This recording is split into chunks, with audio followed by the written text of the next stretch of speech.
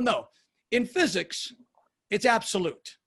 Whatever muscle is positioned directly opposite resistance will be the most loaded, whether you want it to be or not.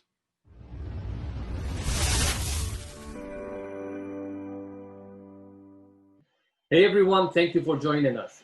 Today we're going to talk about sets and reps, the importance of learning to unlearn, and mind-muscle connection.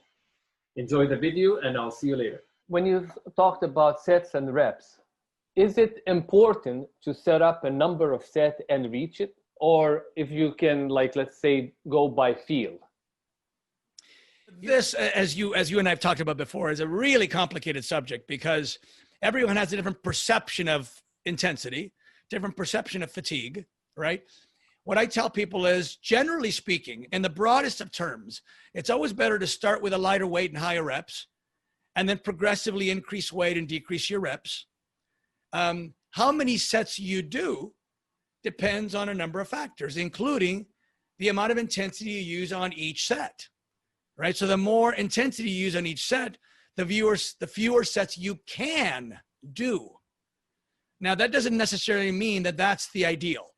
Doesn't mean that you should use maximum intensity in every set and do the fewest number of sets. Okay, that's what the heavy duty Mike Mentzer system was all about. Maximum intensity, fewest number of sets. But now we realize that there is such a thing as volume, and having volume, the number of sets, factor into muscle growth. So you're actually better off using slightly less than maximum intensity on every set and then doing slightly more sets. In other words, instead of doing 100% effort, you can start off with 70%, 80%, 85%, 90%, 95, 95, 97, 98, and doing more sets, right? So generally speaking, I do about 10 sets per muscle group. But of course, not every muscle group is the same, right? There's some that I do as few as 4, some that I do 6, some that I do 8. So I do 10 for chest, 10 for shoulders, 10 for lats. But 10 is still substantial. It doesn't mean you should start with 10. You can start with 4. You can start with 6. You can start with 8. So it's hard. And then, of course, there's also the issue of frequency, right? So it gets layered, right? So the more intensity you use, the less frequency you can afford. Right? That doesn't necessarily mean that maximum intensity and minimum frequency, meaning a week and a half apart, is ideal either, right? There has to be a balance there. You know, there are some research that shows that slightly more frequent, slightly less intense workouts are more productive than more intense and less frequent. But generally speaking, I would say twice a week, twice every 8 to 10 days, you know, is a good frequency, assuming you're using good intensity. But again, it depends on the person. Some people think that the Brick 20 are exercises that you use with lightweight or moderate, but we also can use very heavy weight, like 4 to 5 reps. Yeah, I'll tell you the reason why that happened is because a long time ago, meaning about, 5 years ago, 6 years ago, when I was writing for Ironman magazine, Steve Holman he was interviewing me. He was just asking me, what do you do? What are you doing these days? And I was experimenting, as I always experiment. And I was doing a 50, 40, 30, 20, 10 situation. 50 reps on the first set, adding a little weight, 40, and of course, rest in between the sets. 50, 40, 30, 20, 10 reps, right? 5 total sets. Well, 5 sets isn't quite as good as 10 sets would be, right? And 50 reps is higher than what you would start with if your goal was to do 10 sets, right? But if your goal is to only do 5 sets, you might as well, because you have a limited amount of time, you might as well squeeze as much as you can out of the limited amount of time you have. So people thought, 50 reps, Brignoli is the high rep guy. Well, no, that's an over assumption. Now, I never said that high reps are better than low reps. I never, ever said that, right? He published it. He thought it was brilliant. And by the way, this was right around the time, 5-6 years ago was right around the time that there were some fitness experts, physiologists who were hypothesizing this idea of sarcoplasmic muscle growth. And the sarcoplasm of a muscle is, generally speaking, the fuel tank, the gelatinous mix of nutrients that surround the muscle fiber. And it was theorized that, and by the way, the glycogen is in that fuel tank, right? So the idea was that the more you deplete the glycogen, the more you deplete the nutrients that constitute the fuel of that muscle, the more that that muscle should theoretically compensate by overstoring fuel for the next workout. And the more fuel you store, the more volume it requires. And so you can get the fuel tank to grow as well as the muscle fiber to grow. So Steve Holman thought that possibly my 50, 40, 30, 20, 10 satisfied both requirements. The 50s and 40s would cause the sarcoplasmic growth, and the 15s and the 10s would cause the myofibril growth, right? But now it's been sort of debunked a little bit, and now we know that the sarcoplasm really doesn't have much capacity for growth. Now, there are some studies that have shown that you can get myofibril growth, muscle fiber growth, with high rep training, but only if you take that high rep set to failure, right? In other words, if you're trying to do 50 with a weight that barely allows you to get 50, that means the first 30 didn't challenge you very much at all, right? By the time you get to 31, 35, 40, the burn, the fatigue starts to get very challenging until finally, by the time you get to your 47th, 48th, 49th, you can't even complete the rep. Now you're training to failure, right? And that degree of intensity on a high rep set, low weight set, will cause what's called a high level of recruitment. It calls to action as many possible muscle fibers in that muscle as possible, because it senses that the fast twitch ones have already exhausted. So now it's calling in the ones that are not yet exhausted. And so you get more fiber recruitment.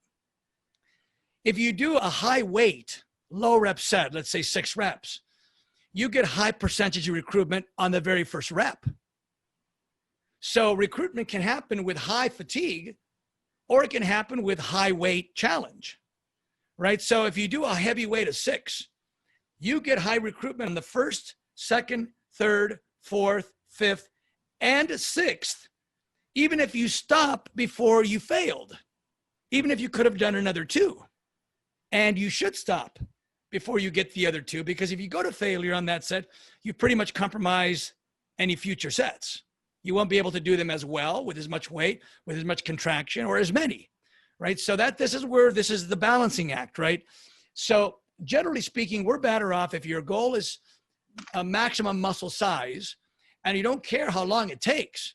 You're better off doing slightly more sets, 10-ish, 12-ish, 14, maybe 16 sets for a muscle if you're capable of it. Capable of it has a lot of innuendo, right? It has to do with supplementation, possibly with age, with diet, and all these things. Obviously, you can't do more sets than you're capable of recovering from, right? So it's not like for everyone, the more the better, right? So we all have to have a sense of what's maximum for me at this particular stage in time, given my set of circumstances, right? So I do 10 right now because that's what I can comfortably handle.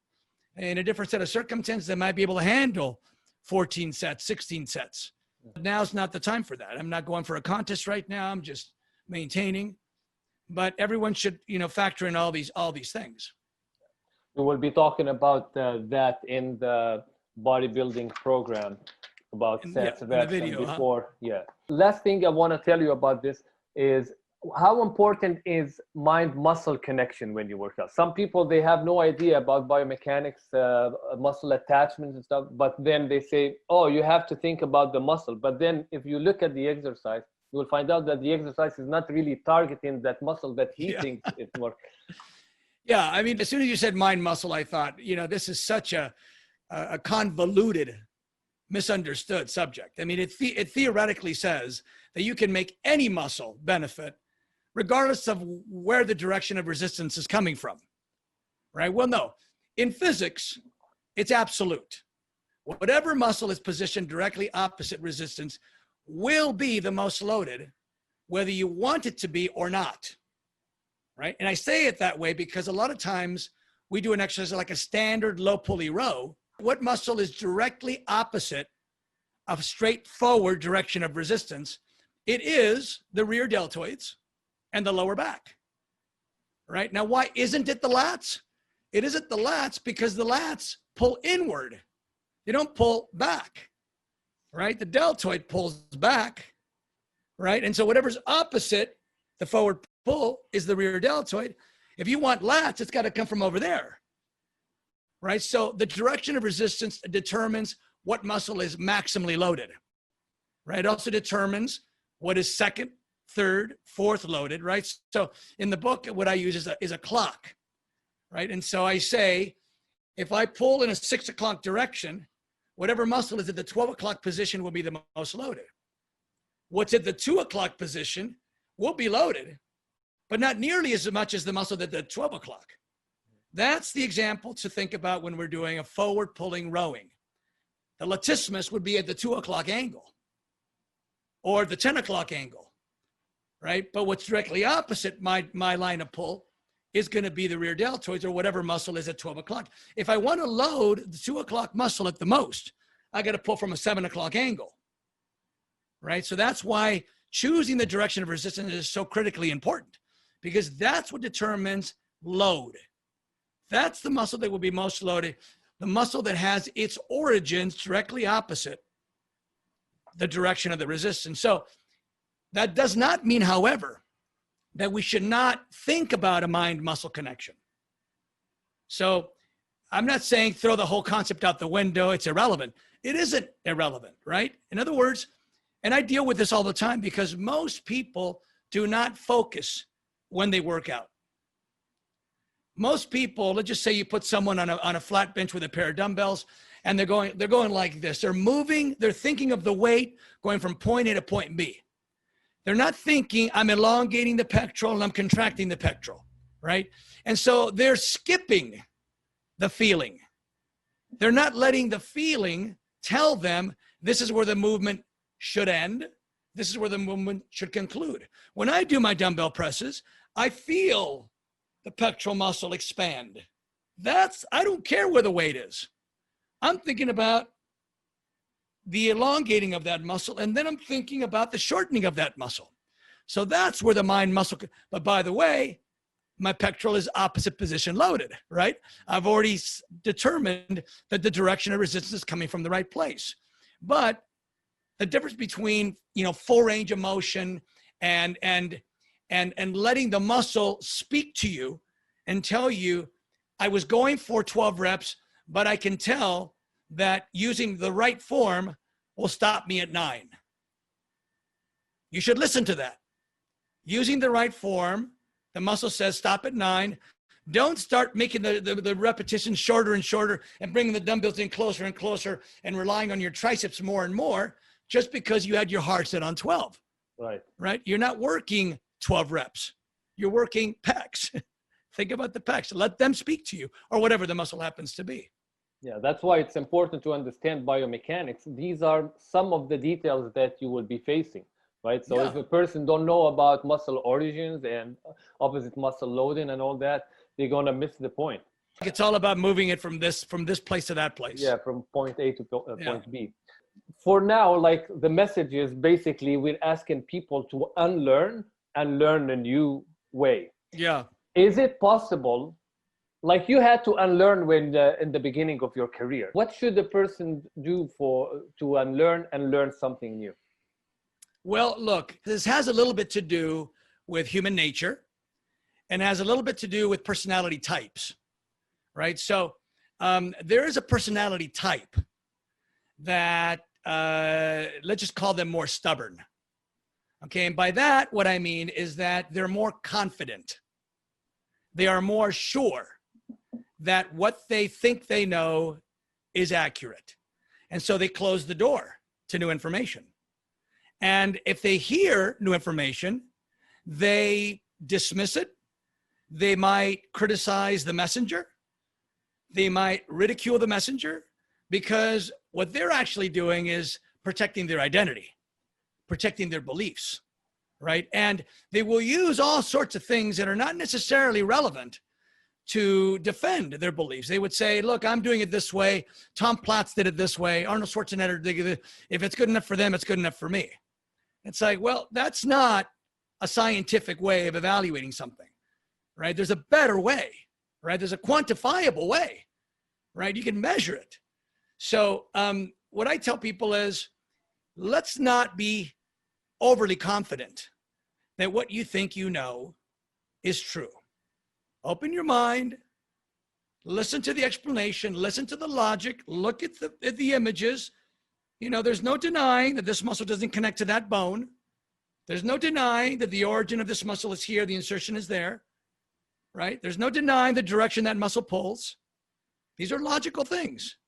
For example, if I always use this example, if I tie a rope to that heavy box over there, and I have the rope over here, right? And there's another guy standing over there, let's say 5 feet over there. There's another guy standing 5 feet over there.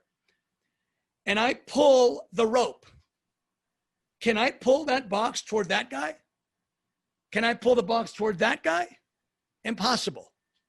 Now, if that guy has a rope on that box too, and we both pull, maybe the box will move in the direction between us, right? That means we are each contributing to it.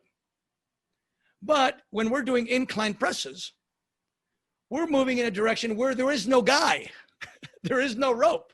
There are no muscle fibers above the shoulder line. Great example. There's no way, logically, that an incline press can move toward pectoral origins because there aren't any above the shoulder line. So the standard model told us that incline movements work the upper chest, that decline movements work the lower chest, and that flat movements worked the middle chest. Well, that would make sense if the arms were connected to the pecs in the middle of the pecs. And half of them were above and half of them were below. But that's not where our arms are connected. Our arms are connected at the top of the pecs, right? So they're all below the pectoral line, the arm line, the shoulder line. There's nothing above it. So to move in an inclined direction is undeniably illogical. So let us start by using common sense. Let's start with using logic and understanding that there's no way for me to pull that box toward that guy if that guy doesn't have a connection to that box. That's just the way it is. Someone I hear him saying, how did Dorian Yates, Flex Wheeler, all the bodybuilders who has great upper chest, they use the incline chest press. They also brush their teeth. Does that mean they're brushing their teeth, Bill? No, you can do things that don't contribute and still have a good upper chest. In other words, the exercises that he did that were not incline movements, flat bench exercises, even decline exercises, even front deltoid exercises involve the clavicular pecs more than an incline press does, right? So I'm not debating that the upper chest fibers were worked. I'm just saying they weren't worked very much, if at all, with an incline movement. And doing the incline movement didn't undo the benefit of the other good chest exercises. You're still going to get chest development, right? Just like, you know, again, the toothbrushing example. There are a lot of things that you can do that don't contribute. So should we assume that everything you did contributed? No, we shouldn't assume that. That's not logical. Right. And that's what we're about, showing which movement, you know, you should use, efficiency, you know, don't do something that is not contributing much to the goal you chose. You know, when I was growing up, you know, I used to think about the workout that I would do later that afternoon. And I would, you know, basically jot down the 3 or 4 exercises that I was going to do for that muscle that afternoon, almost like I was designing a menu, a little recipe. I'm going to put a little garlic. I'm going to put a little salt.